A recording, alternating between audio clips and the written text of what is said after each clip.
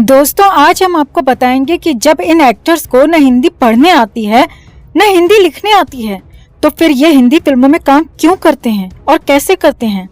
हम आपको यहाँ ये बता दें कि जो सीनियर एक्टर्स हैं जैसे संजय दत्त, अजय देवगन, अक्षय कुमार, आमिर खान, शाहरुख खान, अमिताभ बच्चन, अभिषेक बच्चन, इन सभी को कम से कम हिंदी पढ़ने लिखने आती है। बट जो बाकी के एक्टर्स बचते हैं उनमें से 99% को न हिंदी पढ़नी आती है न लिखनी आती है। तो हमारी समझ में नहीं आता कि भाई जब आपको हिंदी पढ़नी नहीं आती, हिंदी लिखनी नहीं आती, तो आपको कैसे पता कि जो हिंदी फिल्म आप बना रहे हैं वो हिंदी बोलने वालों को पसंद आएगी कि नहीं आएगी। जो डायलॉग आप हिंदी में बोल रहे हो उसका सही मीनिंग क्या है, ये आपको कैसे पता। आप तो इंग्लिश बोलते हो, इंग्लिश खाते हो, इंग्लिश पीते हो, इंग्लिश में सोते हो, इंग्लिश में हगते हो, इंग्लिश में फिल्में देखते हो और यहाँ तक कि छुट्टी भी इंग्लिश कंट्रीज में मनाते हो। वेरी गुड, हमें कोई एतराज नहीं है। लेकिन हमारे ख्याल से जब आप इतने बड़े अंग्रेज हो, जब आपको सारे काम इंग्लिश में करने हैं, तो फिर फिल्में भी इंग्लिश में करो। जाओ हॉलीवुड, वहाँ काम करो। और जब आप हॉलीवुड में जाओगे तो आपको पता चलेगा कि ये जो आपकी इंग्लिश है इसकी क्या वैल्यू है, क्योंकि हॉलीवुड में आपकी वैल्यू एक चौकीदार से ज्यादा हो नहीं सकती। ये जो 99% इंग्लिश वाले एक्टर्स हैं दोस्तों, आप यकीन करें ये कहानी उन्हीं डायरेक्टर्स की सुनते हैं जो इंग्लिश बोलते हैं। अगर कोई डायरेक्टर इनको फोन कर कहे, hey buddy how are you, let's meet for narration, तो ये बोलेंगे yes buddy let's meet tomorrow. लेकिन खुदा ना खास्ता अगर कोई हिंदी बोलने वाला डायरेक्टर इनको फोन कर दे तो बात तो ये करेंगे, लेकिन फोन रखने के बाद पता है क्या बोलेंगे, यार ये कैसा डायरेक्टर है, इसको इंग्लिश नहीं बोलने आती, ये क्या फिल्म बनाएगा, इसको कैसे पता फिल्म कैसे बनेगी। अरे भाई, उसको हिंदी फिल्म बनानी है तो इसीलिए वो आपसे हिंदी में बात कर रहा है, तो उसको अच्छे से पता है कि उसको कैसी फिल्म बनानी है और हिंदी बोलने वालों को कैसी फिल्म देखनी है। लेकिन जैसा कि हमने कहा कि एक तो ये इंग्लिश के गुलाम हैं, तो इनको लगता है कि जो इंग्लिश बोलता है सिर्फ वो ही बढ़िया फिल्म बना सकता है, जो इंग्लिश बोलता है उसी को बढ़िया फिल्म बनानी आती है।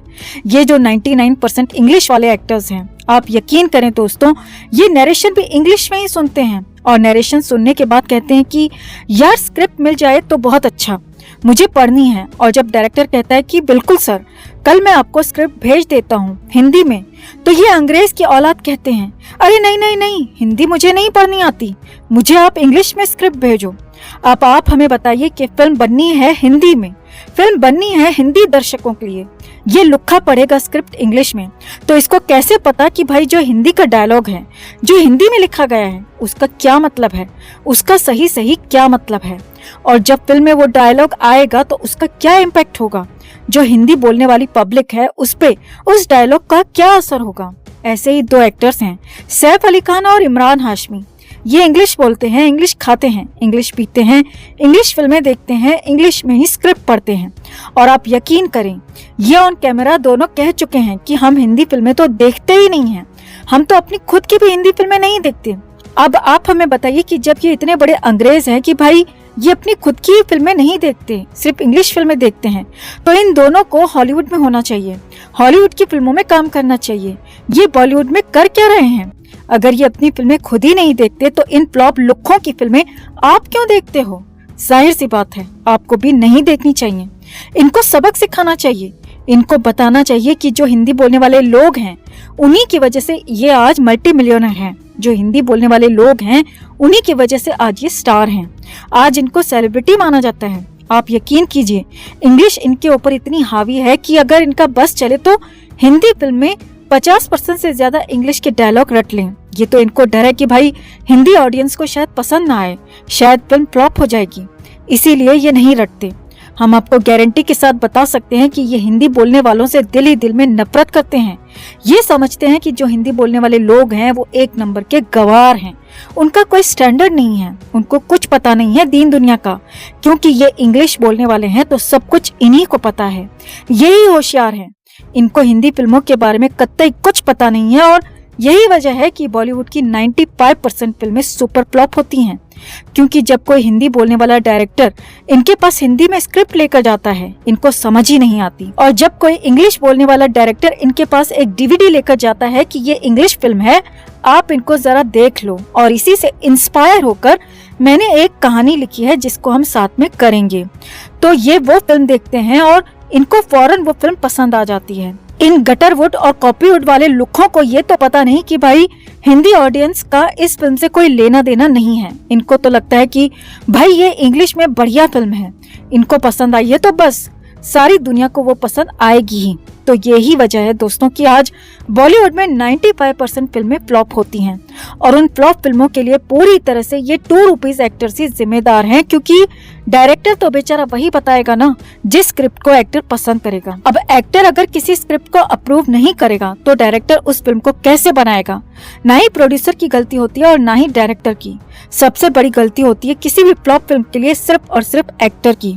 तो हम हाथ जोड़कर आप लोगों से इतनी ही रिक्वेस्ट करते हैं कि भाई आप ऐसे लोगों की फिल्में देखना बिल्कुल बंद कर दो जो हिंदी पढ़ नहीं सकते, जो हिंदी लिख नहीं सकते।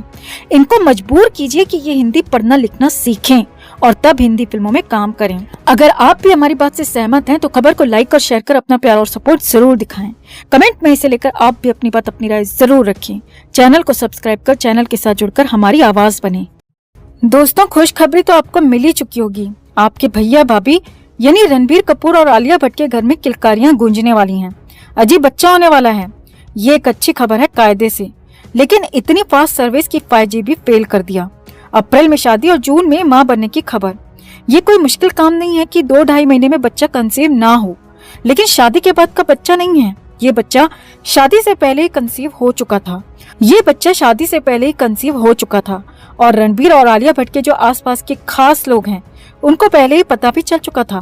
खुद फराह खान ने इस खबर पर रिएक्ट किया है। फराह खान ने कहा है कि उसे रणबीर की शादी के समय ही पता चल चुका था कि आलिया भट्ट मिम्बा हो चुकी है। मिम्बा का मतलब समझ में आता है ना?